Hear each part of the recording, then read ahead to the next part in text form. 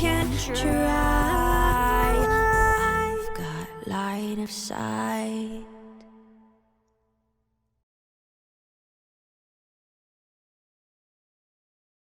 Hello, everybody, and welcome to episode number 3 of True Line of Sight. My name's Chandler. I'm here with Jaden yet again. How's it going? Yet again. It's going all right. I'm repainting gold on this thing for the 50th time. Yeah, that seems fair. Like a nice normal thing to do. I have been painting leather on demonettes and fiends. Nice. So that's been my life. Nice. I got my demons almost done, which is great. Got to play them against world eaters, which was a lot of fun. It was very cool. Yeah. So, do we have any news or anything we need to go over? The Astrum Lotarum FAQ dropped. Yeah, it's not very exciting. No. Everything in there is basically common sense. So yeah. And we inch ever closer to the release of the next balance update thing, which should be like the first week of April, I believe, is what I've been hearing. Yeah, just gonna ride out another month to a month and a half ish and see what they do with everything. That's sad. I mean, balance is pretty good for the vast most part. So yeah, it's not bad. I'm not. There's some things that could probably get minorly tweaked. Oh, I mean, there are a few things as a Knights player that I'm just like, could all of the Knights have keywords that work, please? Yep, yeah. The usual stuff, right? Maybe could tyrants take stuff? Relics? Just any of the stuff? Any of the stuff. Yeah, for sure. Very cool. Yeah. Anyway. So I'm in charge today. That's weird. Which means we enter the chaotic mind that is me. I'm a much less structured human being than Jaden is. But I did think, and this was partly inspired by something that you wrote recently, where you got talking about secondaries, right, for custodies. And yes. I kind of just got thinking about secondaries in general. Secondaries are they're a very important part of the game if you're playing out of the Grand Tournament pack and using secondaries.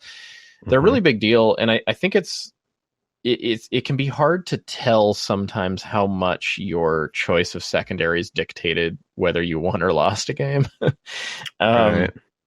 Because sometimes it's really easy to kind of like look at the end of a game and see what the point values and whatnot, or the point scoring at the end was, and kind of go like, oh, I should have scored higher on this one. But there's a lot of choices that were made, right from the beginning, right from the start of the game, even beyond just deployment, that can drastically affect how a game actually plays out, right? Right. And it can be very hard to tell what's going to actually be good for you, especially in matchups that you don't know super well.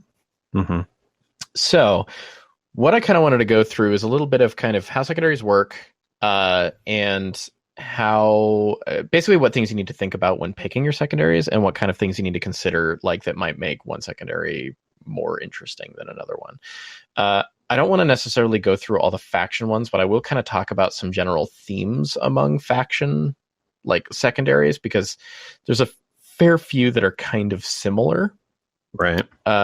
In kind of how they function, which is in that, a lot of factions do an action on objectives.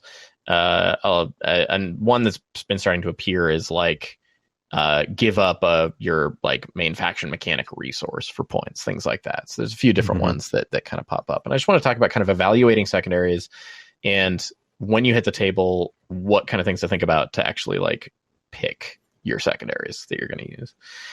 Seems legit. Okay. So when do you actually pick your secondaries? You pick your secondaries after you choose what deployment zone you're in. Now, for a lot of people, there's one thing that isn't in Grand Tournament. That's because it's technically a player rule. A lot of people will play on player place terrain, and that's fairly popular. At least in the States it is. Yeah. For secondaries, you pick them after you place all of your terrain, because at that point you have already chosen your deployment zone, but you need to get all your terrain down on the field. Normally in a game, the rules kind of assume you like walked up to a table that had terrain on it, like to a certain degree. Right. Which would be true if you were playing War Machine. Yeah, there is like a create the battlefield section of like setting up a game, but it's essentially like there's sort of an assumption that it's like there's a table and it's got terrain on it. Either you put it there or somebody else did. But obviously we have the player place terrain popularized by Frontline Gaming. Right. And so if you're using that, you do that, then you're going to pick your secondaries. Yep.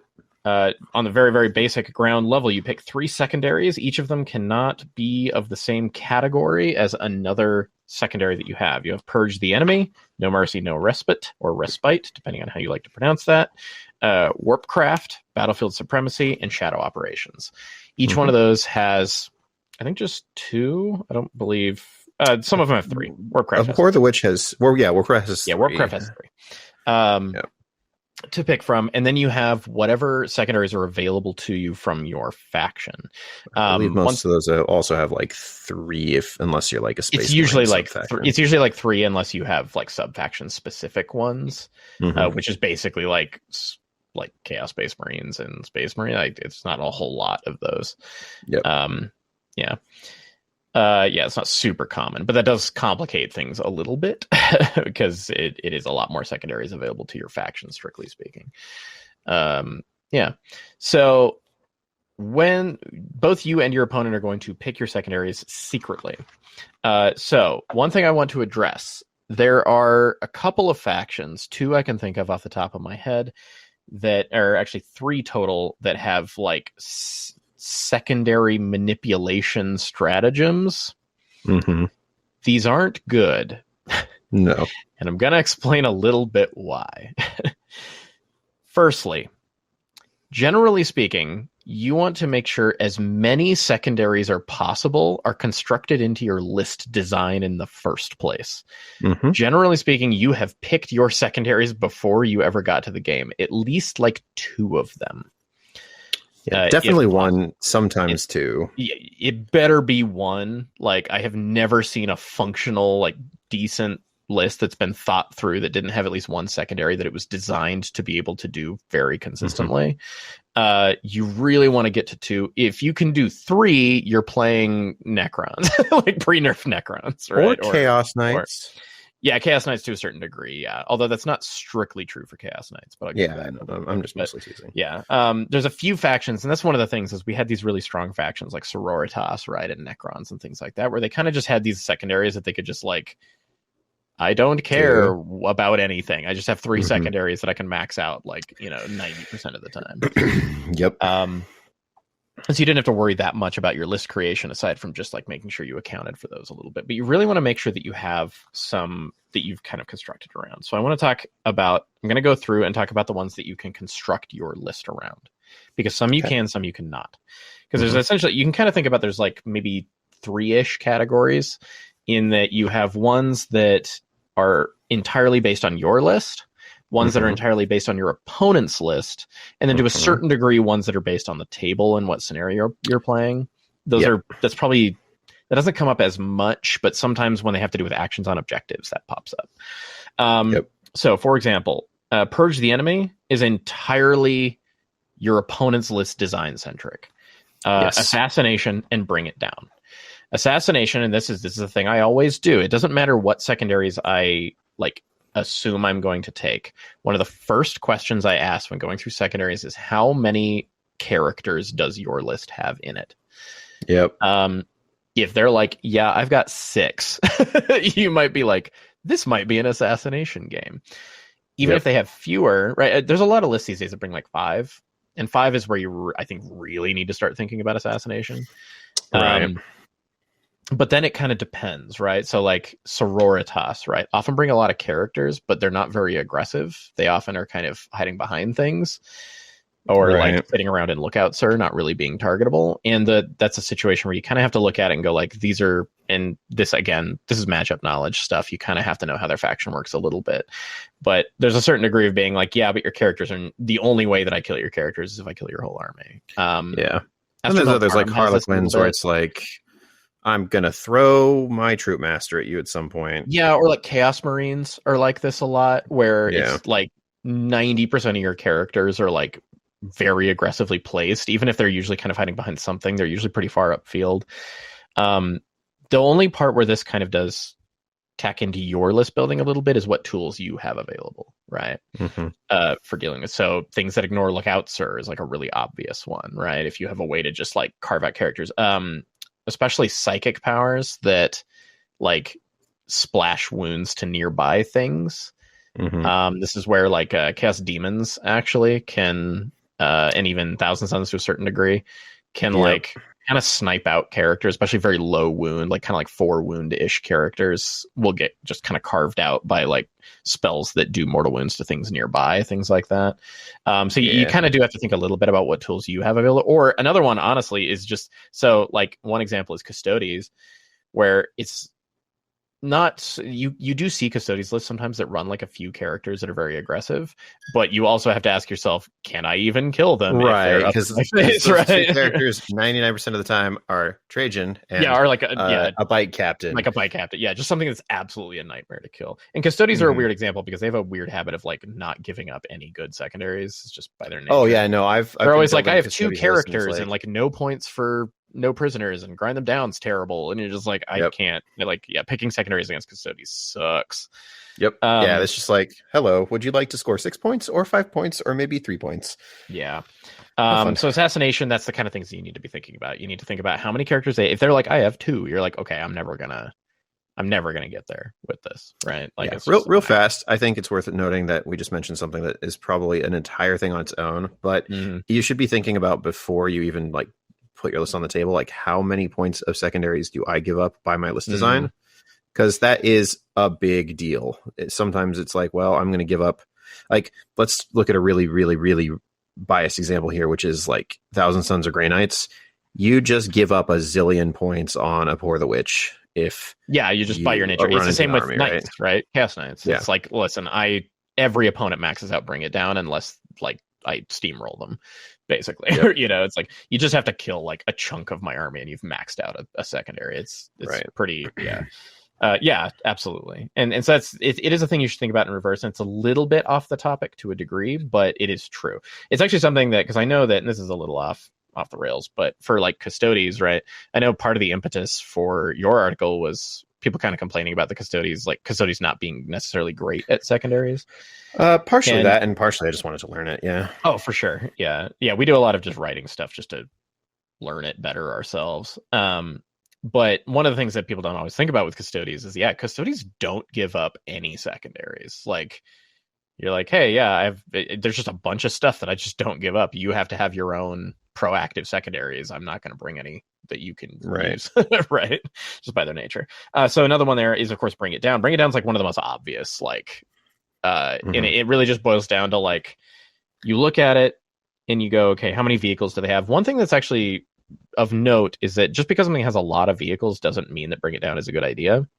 Yeah, because dreadnoughts only give you 1 point, which is freaking annoying. There's a ton of vehicles that barely give you anything, and especially like I have an Iron Hands player I play against who's running like triple dreadnought and a whole bunch of kind of like predator-sized tanks.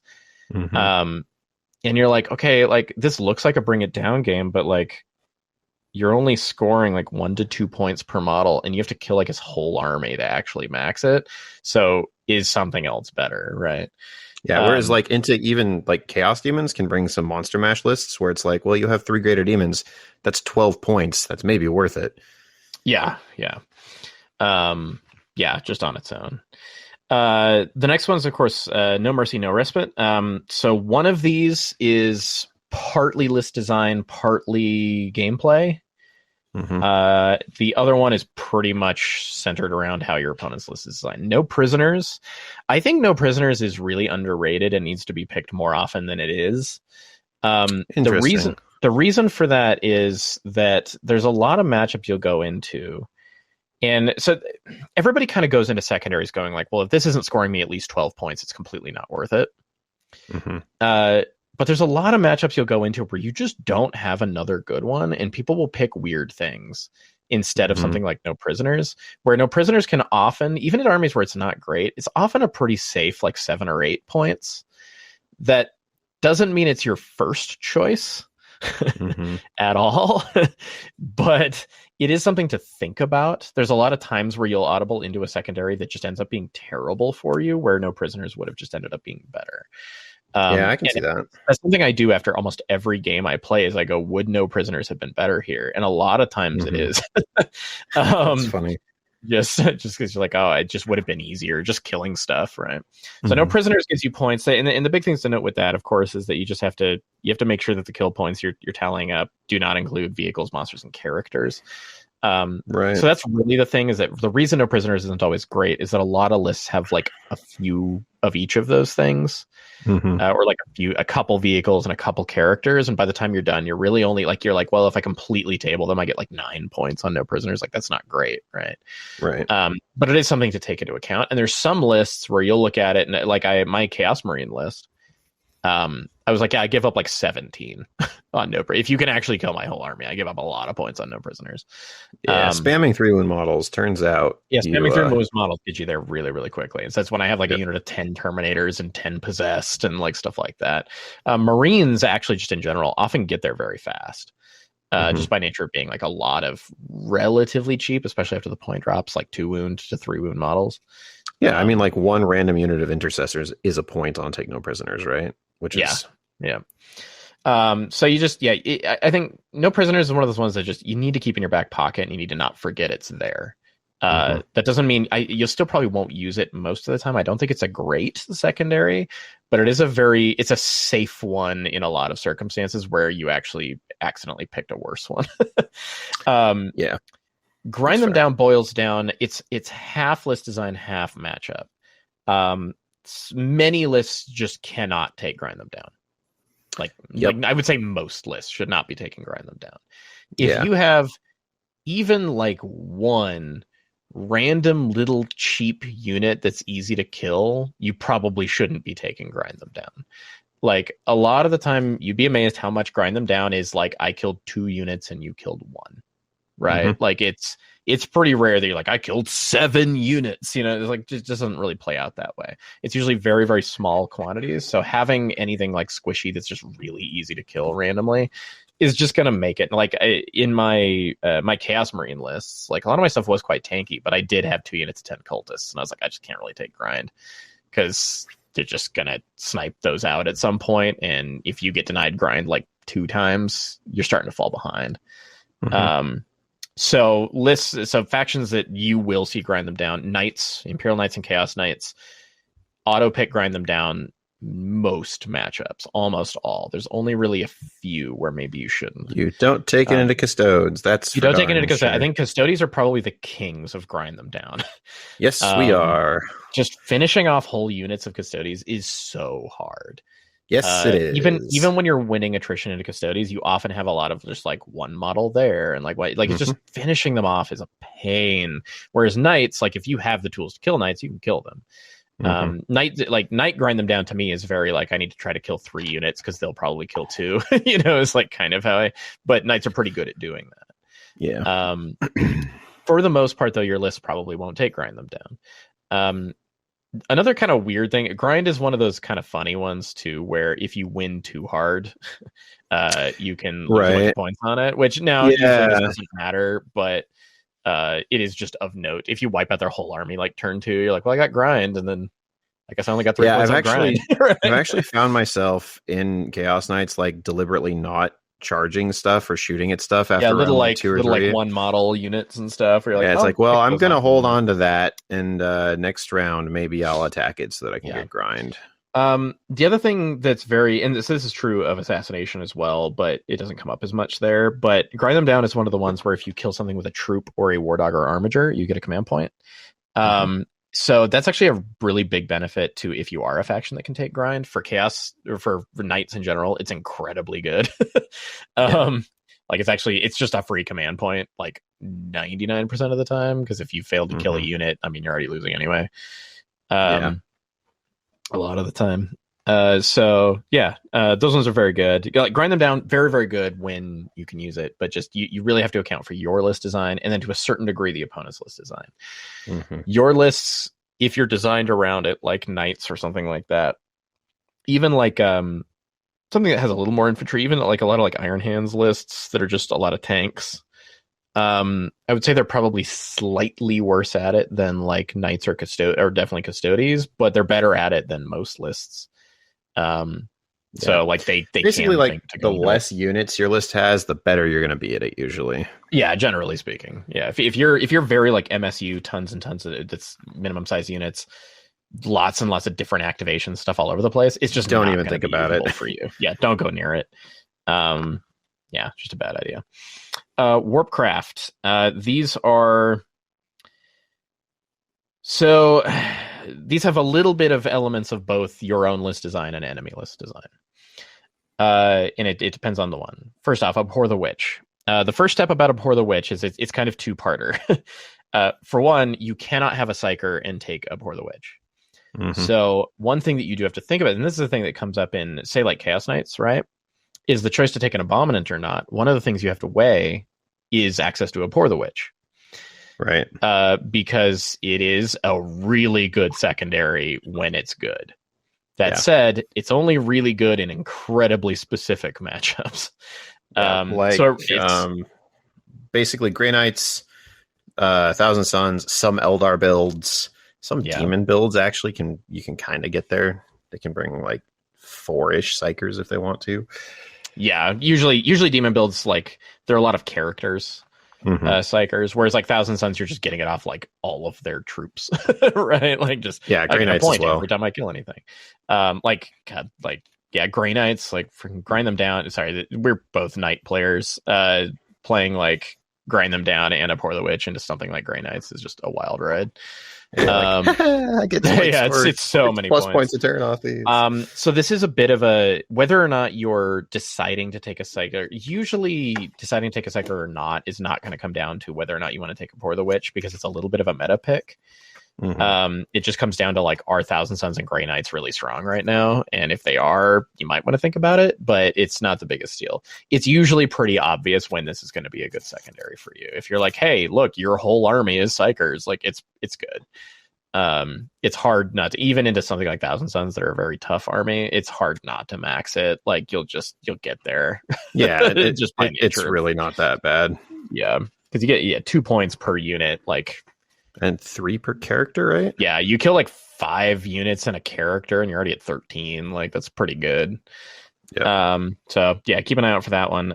Psychic Interrogation is a combination of your own list design and enemy list design. And so is Warp Ritual, actually, just in different ways. Warp Ritual is one I've kind of slept on for a long time, which is funny because it's very good. But so the thing with Warp Ritual and Psychic Interrogation, first off, you need to have a Psyker, right? Obviously.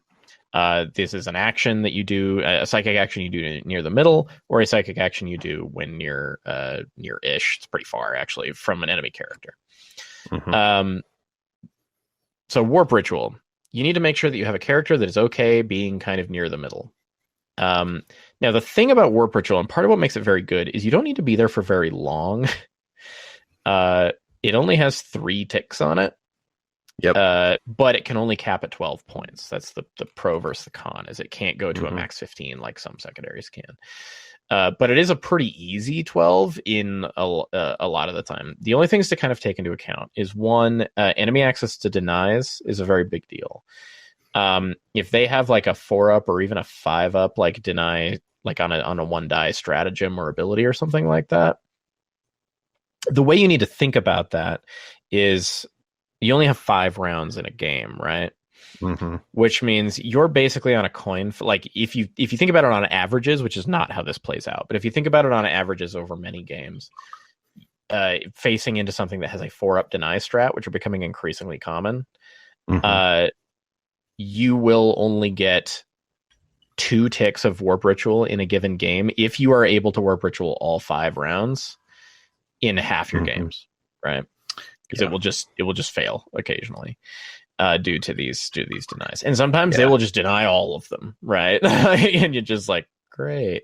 So it's a little iffy there. The other one is, even if they just have a regular deny, if you don't have any kind of bonuses or anything like that, you're just rolling against each other. Like you're technically slightly advantaged because they have to beat your roll, but it's not by much. Especially if they have a reroll. Like that reroll is worth it to them to stop you. Oh yeah, scoring, all the time, right? And so when you roll like a 5 on your psychic cast for Warp Ritual and they have to deny, it's like the word. You're like, do I re-roll this?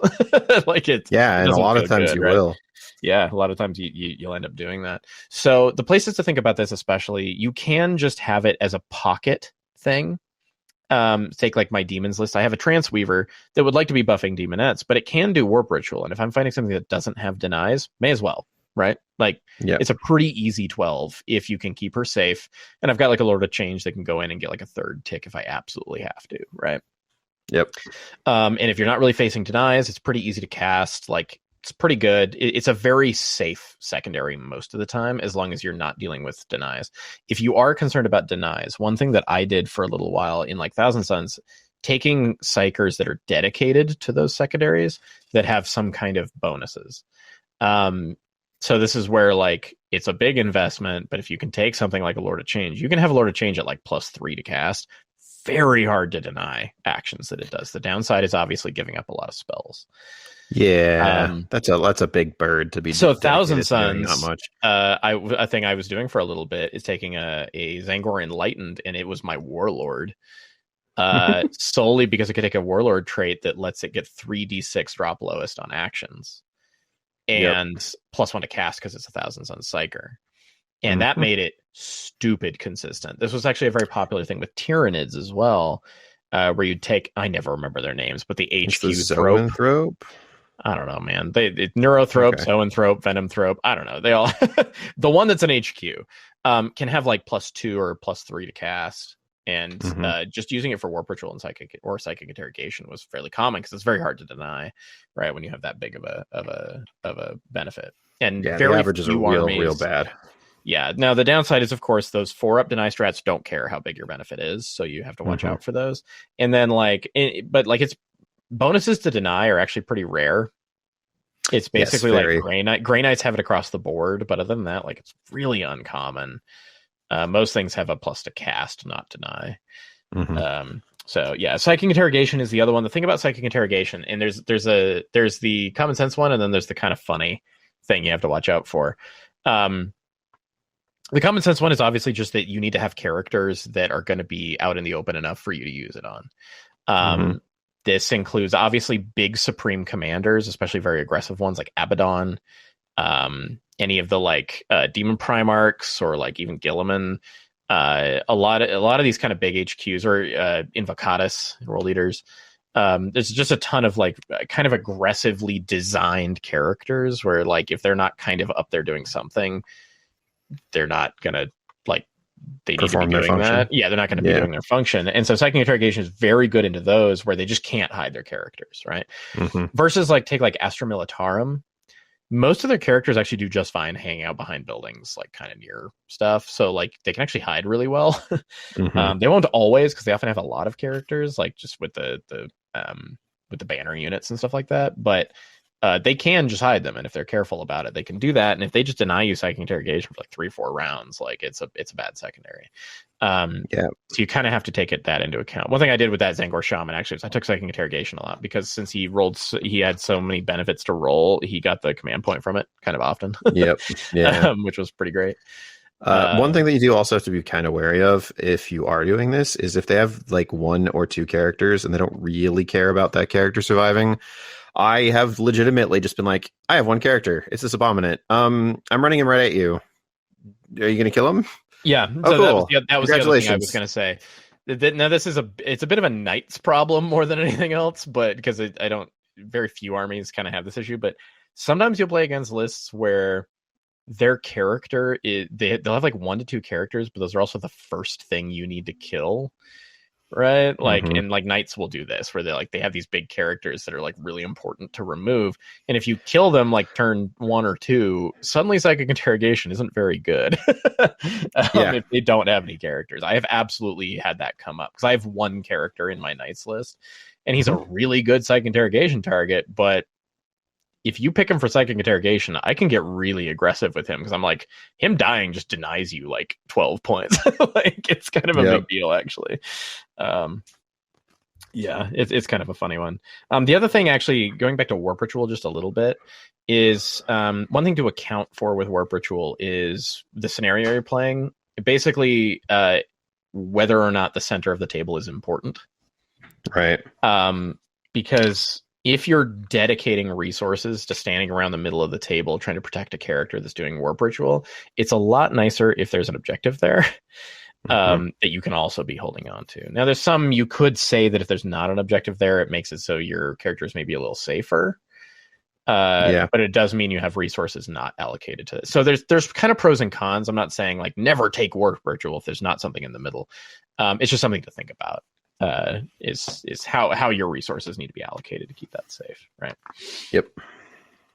Now, behind enemy lines, Battlefield Supremacy in general. Battlefield Supremacy is 90% your list design. There is a degree of opponent control over this one that can tie into their list design, but it's mostly positioning.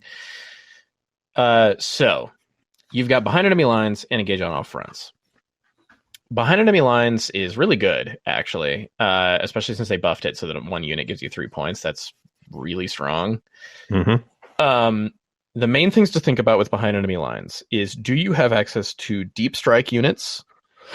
These are one of the easier ones. Units that can just drop in their deployment zone and give you free points. Keeping these units small is important. Don't take like a giant 10-man block of like drop marines and expect that that's going to easily drop into a deployment zone. Like it's difficult. Like you need to make it harder to screen, and the smaller your unit is, the harder it is to screen, turns out. Yep. Certain kinds of transports can be good for this. Like Astra Militarum have things like Valkyries that can actually drop after. Now, there's some issues with aircraft these days, but with just like anything that can move very, very far, very, very fast, and then drop troops and stuff like that, it's not super common, but that can be pretty functional. Just being incredibly fast is a thing. Like Harlequins. Yeah, Harlequins will just get behind enemy lines because they ran at you and then ran past you. And you're like, oh, you're over there now. Or like in Chaos Marines, I was usually dropping 2 units of Warp Talons, but I often would end up with a unit of Possessed in your deployment zone as well, just because they're very fast and they just kind of end up there eventually. And they like to be very aggressive. Knights can do this sometimes. If you have very aggressive, smaller knights, you can kind of get in there. You just have to account for your base size being kind of big. I think Imperial Knights are actually much better at this than Chaos Imperial Knights have some incredibly fast sub-faction options. Yep. They can just get all up in your face very, very quickly. Behind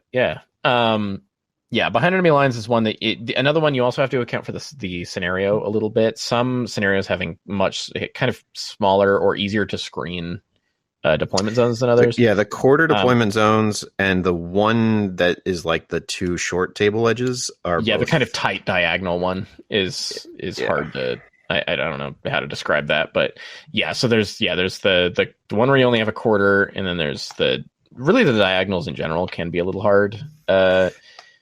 No, I will say actually the quarters are maybe easier to do for just being fast though, because they're only like 18 inches apart. Well, and the quarter ones, you're just closer to their deployment zone in the first place. The easiest is the long table edge ones. It's hard to screen that. You can do it with quite few things, but you have to be going very out of your way. And they might be able to deny it for a round, but if you have any kind of shooting, you can usually clean up things that are denying it. And with behind enemy lines getting the extra +1 for only a single unit being in there, it's just a really good secondary, but you do have to just like make sure it's something you're able to do. The only reason I would say so, like there's some factions that are very good at something like behind enemy lines often have another secondary that competes with it in the Battlefield Supremacy slot. Demons are a really good example. They're incredibly good at behind enemy lines, but Reality Rebels is like really good. So you're all who's incredible at behind enemy lines? Custodians are incredible behind enemy lines. When you have single model Terminators that can drop in. Tiny little footprint, right? Yep. Yeah, it's so hard to stop them. It's just Engage on all fronts. Engage on all fronts is kind of an interesting one. It's actually pretty much fine for a lot of like very aggressive melee armies, I think. You can get into all the table quarters pretty quickly. My only thing about this one is I tend to find like, because you have to be wholly within the table quarter, you'll find that you'll just be like, you'll have like one model over the edge a lot just because that's where you needed to be. I tend to find Engage kind of just is awkward to do consistently, but if you're really on the ball, it's not hard to score well on. So Engage was like kind of one of the better secondaries back when I started playing at the beginning of ninth. And I think it's largely fallen out of favor because like secondaries that are specific to your faction are so prevalent now. Yeah. So, I don't. Yeah, I mean, like I take like reality rebels and demons, which is just like what if engage on all fronts was better, right? Yes. Yeah. What if could score 5 on this per turn? Yeah, it's a good secondary, but I definitely don't see it very often, and you kind of have to. It kind of forces you to be paying attention all the time about exactly where you're standing. Yeah. And you'll just find that you'll have times where you're like having to be wholly within like screws with where you can go, and it can be a little bit awkward, but it's not bad. It's not bad at all. The next set is Shadow Operations.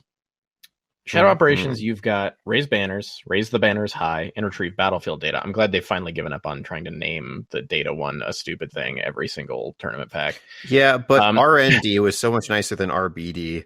It's true. I mean, I just call it like retrieve data, but I always hated trying to remember like retrieve Nephilim data, retrieve Nachmund data, Okay, so retrieve data to me is an incredibly list design specific one. Yeah. This is one of the most you have to have designed your list to do it properly ones I can think of. Because it has very specific requirements and requires your list to be able to do very specific things. Because specifically what it's doing is basically it's forcing you to have an infantry or a biker unit perform an action in each table quarter. And only one unit can do it at a time. And the other thing about it is you can only score 12 on it. And you need to get all 4 table quarters to do that. Yeah, and if you get 2, you don't get anything, right? No, 2. You don't. If you get 1, you don't get anything. Yeah, you have to get 2 tallies. Now, getting 2 is pretty easy for most armies, I think. But the big thing about this one is that you just really have to be a troop to make this. You have to either be a troop or a big unit to make this like consistent. Right. You can be like what am I thinking of? You can be like units of like 6 or 7. So if you're running like drop troops, like take like Warp Talons or something like that aren't troops, you can make it work. It's just that it turns into kind of a point investment that gets a little bit gnarly. And so the factions that really like to retrieve data are ones that just do this really easily by their nature. Harlequins are a pretty reasonable example. They like this is just the easiest shit on the planet for them, right? Like sometimes you're kind of giving up a unit to do it, but like it's free points. Like it's so. Although I found that Harlequins typically take like behind enemy lines and then their faction specific one. Sure, yeah, and since this is not this, but not necessarily accounting for faction specific ones. Something I see a lot out of like Space Marines is taking a unit of the infiltrators. Yep. And they can put them into reserves with a stratagem. So you'll basically like turn 1, do the action somewhere like 1/2 your deployment zone or whatever. Turn 2, drop them in and do it in a weird table quarter. And the enemy can try to kill them, but it's like very awkward. Like killing a unit of 5 Space Marines sitting on the outer edge of a table quarter is like kind of annoying. It's like not the easiest thing to do unless you have very specific tools. Doesn't this complete at end of turn, or am I misremembering? It does, yeah. Okay, does. And so that's what so you have to kill them to try to stop them from doing it later is what you're trying to do. Oh, I see. Yeah, because they'll then drop back into reserves again, and then really late game drop into another quarter. This is a thing I deal with a lot. Eldar will also just take 2 units of Rangers and be like, "Well, these are in your deployment zone and other places now," and it's like, "Oh, good." Yeah, this is actually one that demons could do extremely well. The only reason it doesn't come up a whole ton is that they're kind of forced to take like big units that need to be killing things. But like you could actually probably get 3 on this. Really, you could get 4 on this pretty easily with demons, just because they just like having a lot of deep strike helps a lot. Doesn't this also compete pretty hard with the Spoilers of Reality though, which is like pretty darn good? Spoilers of Reality is kind of a weird one because it doesn't complete at the end of your turn. Yeah, so true. It's got some serious pros and cons, but it is good. So it just depends. I think it depends a little bit on the scenario and opponent's list design. If they're very aggressive, like I played into World Eaters, I was like, I can't get this. The only reason I got the action done twice is that I went first. Right. So I was like, but yeah, retrieve data is one of those ones you have to kind of account for. Having access to some deep strike troops or very, very fast troops helps a lot. and that's not super common necessarily. Not really, no. Yeah, and then some factions like knights just can't do it. Just literally, it's not an option. Because they're not infantry. Raised banners is a fascinating one, and it's probably the one I have had the hardest time fully wrapping my head around how good it is. So actually, I can talk a bit about that because I am playing the Raised Banners faction. Yeah, I know. Custodes loves Raised Banners. Yeah. So as mostly playing knights, 100% playing knights before Custodes, like banners always looked like a really stupid one to me because people would like spend all this time doing it, and then I would just go take the objective, and it's like, well, congratulations, you've done nothing now. Yeah. Raised Banners is not great into knights a lot of the time. So good at denying objectives from you. Yeah, so Raised Banners is really good if you have a couple of like criteria. One, if you've got some fast units that you don't mind just doing an action for turn, or if you've got a way to action and do something else. Like Custodes have a kata that lets them shoot an action or advance an action, or both if you're playing in the right shield host. So that can be absolutely bananasly strong there. The other thing is that you need to be able to keep those objectives, which is something you want to do anyway, but it's doubly important because the banner goes away if you lose control of it. So you got to be willing to just like park stuff in places and leave it there. Yeah. And that's a daunting pile of things. But the other thing is that banners actually has some pretty incredible scoring potential, even though you can't score a turn one because you do score it at the end of the game. Yeah. So if you go second and say you score like 2, 2, 2, 3, so you've scored 9. If you put up a fourth one on your last turn, you'll get to score another 4 on that. So then you scored 13 on it, which is on the upper end of the like high average kind of thing. And it's not unrealistic to go like 3, 3, 2, 2, 3, 3. Like get close, like 14 points is very doable. I've done it a few times. I've seen it done. The other thing that opened my eyes to it a little bit, I recently had a pretty rough matchup with my Chaos Knights into Minotaurs. That's Space Wolves. Mm-hmm. Dopest Space Wolf army I have ever seen, by the way. But anyway, he actually had them. It's a slight off thing, but do you know what Minotaurs are like? No. You know anything about them? I had never heard of them. This is a lore thing I didn't know about. They're Space Wolves, but they look like Spartan soldiers. Like they're in like gold armor with like big circle shields and stuff. And like this guy had it fully converted. It was fucking dope. It was so cool. That sounds awesome. Yeah, it was like all gold with like the round shields, and all the Thunderhammers were spears and stuff. It's really cool. Yeah, I mean, anyway, that sounds awesome. Yeah, off topic, but anyway, he took Raised Banners, and so this is a thing to think about, is basically just like, do you think you can table them in like 3 rounds? Because I denied Banners repeatedly. He had 3 points on it, round 3, and I think he ended the game with like 12. Like because he killed my whole army and just did the action on basically every objective for 2 full rounds. And suddenly it was like, well, there's just 10 more points, like right off the bat. Yeah. And you can score on it very fast all of a sudden, if you get the right situation. This is actually one that I think demons could do quite well as well. It's just, again, it's a shadow operation, and they have another option that's quite good as well. So it just depends. Depends a little bit. Yeah, that is the baseline secondaries for Arcs of Omen. I want to talk a little bit about some kind of general archetypes of, and you can jump in on this a little because you'll know some I don't, but some kind of general archetypes of like faction secondaries that I've seen. Many of them just fit into very similar categories to some of the ones we already talked about, right? So take something like Raise Banners or Retrieve Data. If your faction has another like do an action in a location kind of a thing, it's probably quite similar. The main things to just account for with those is like, does it complete at the end of my turn, or does it complete at my next command phase? Because if it does that, it's probably less good. Yeah. Like it is almost a requirement, or it has to score a ton of points, like 4 at minimum, to justify completing at the beginning of the next turn. Yeah. Yeah, it's got to be very, very good. Some of them are just stand-in locations, so they become very, very similar to something I can engage on front or behind enemy lines. I already mentioned things like reality rebels. Just account for those where you've got them. Some of them are very similar. Take like World Eaters right now have just multiple secondaries that are basically just murder everything, right? And that's kind of getting into the same round as like grind them down or no prisoners, something like that. Yep. There are a couple that are a little bit unique. One of them, and this is there's only two factions I can think of right off the top of my head that have it.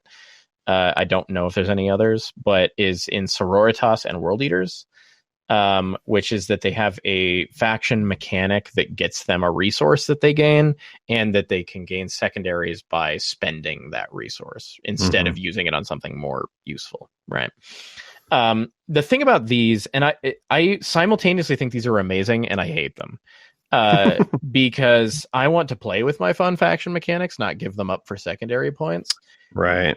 But they are also completely undeniable secondary points, right? Like, well, and it's also interesting, like, it should be interesting game design because you're having to choose now what your resource is doing. Yeah, but because at the end of the day, necessarily yeah, and I don't know if they've necessarily gotten there yet, especially the World Eaters ones feel kind of like you're drowning in this resource almost. So yeah, but yeah, you're drowning in it, and what you're spending it on isn't necessarily the most important thing ever. Right. Yeah. Like they're good, but it's whereas like Sororitas. So the thing that I don't like about the Sororitas one is that it's completely out of your hands. Right. Is because how many points you get is based on the value of the die you use, which you roll and need to. Yeah. So I'm like, I don't know what I'm going to get on this one. Like, it's probably kind of okay. Like, on average, it's probably an all right secondary, but I'd rather be using, first off, I'd just rather be using the dice for something interesting from like a fun perspective, right? But from a competitive perspective, like, especially like the World Eaters one, it's just the easiest. Like, you can max it. If you get tabled, you'll max it. Because you get points for it by your own army dying. So, like, it's pretty hard not to get a lot of points on that one. You just kind of have to give up a bit of a resource.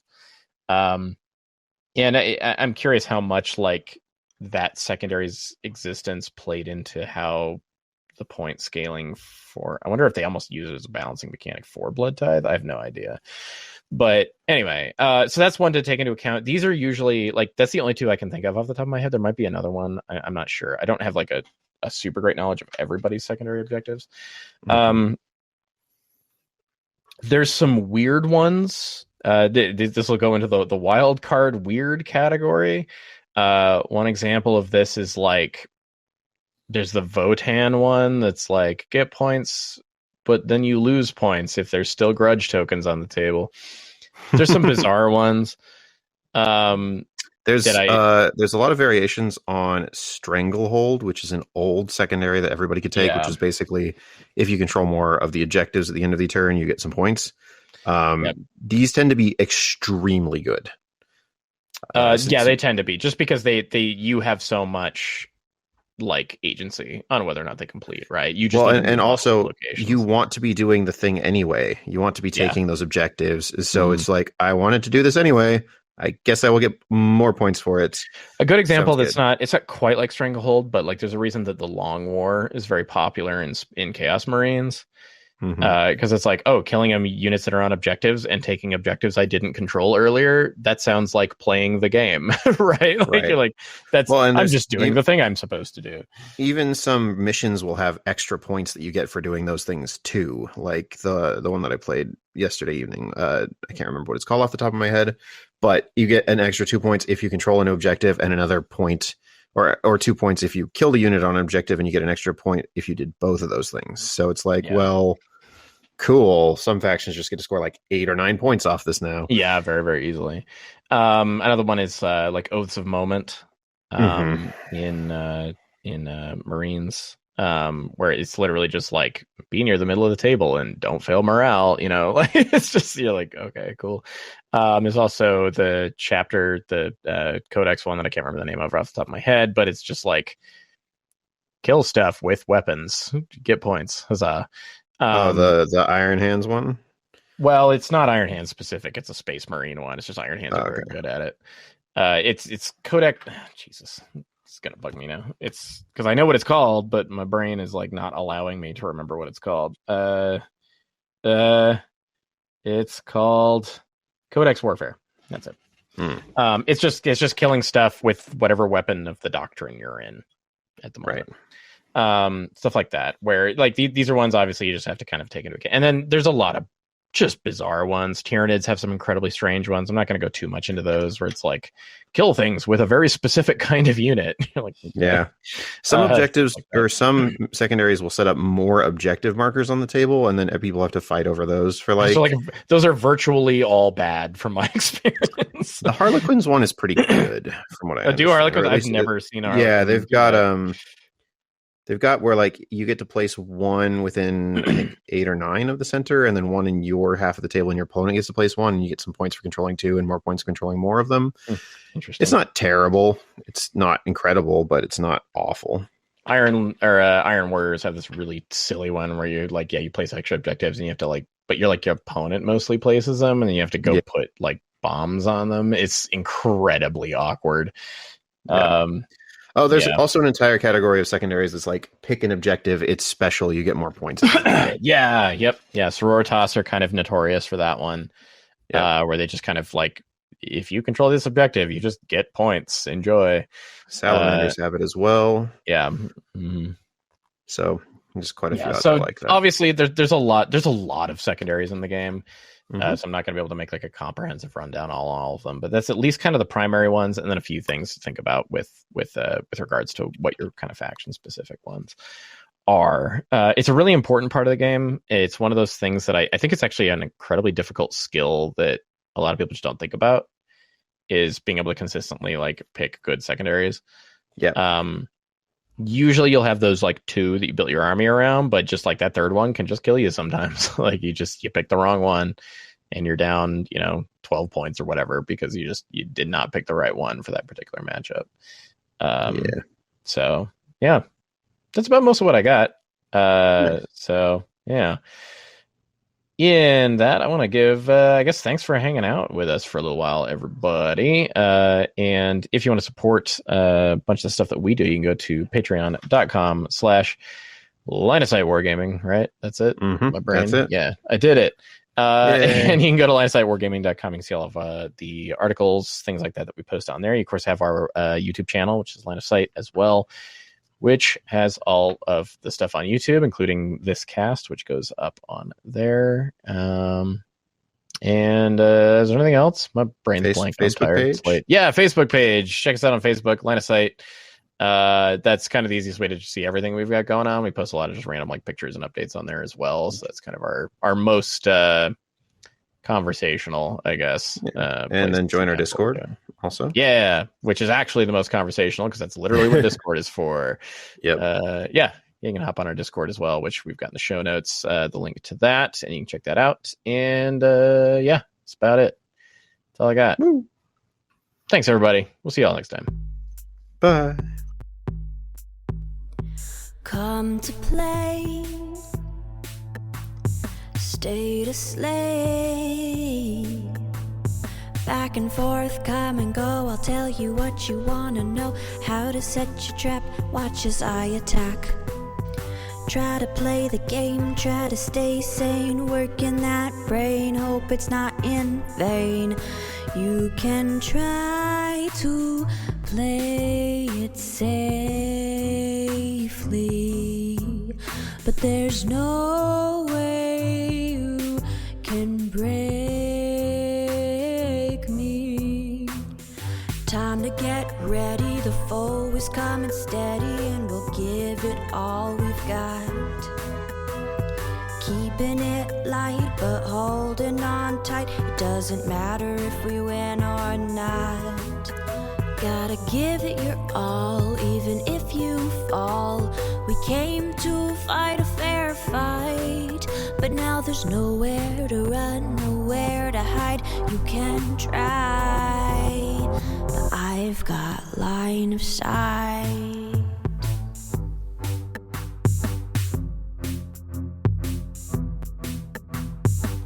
You come and talking smack, well we ain't like that. Talk is cheap, hard work and skill is where it's at. Now when your men wilt, you best try not to tilt. And if you beat me, there's no need to feel guilty. I don't play too safely, and there's no one here to save me. Time to get ready, the foe is coming steady, and we'll give it all we've got. Keeping it light but holding on tight. It doesn't matter if we win or not. Gotta give it your all, even if you fall.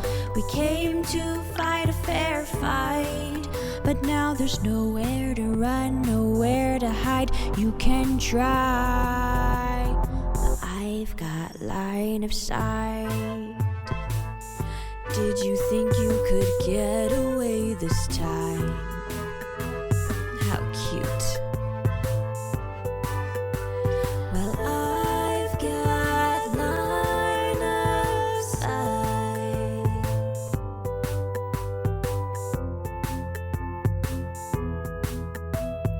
Nowhere to run, nowhere to hide. You can try. I've got line of sight.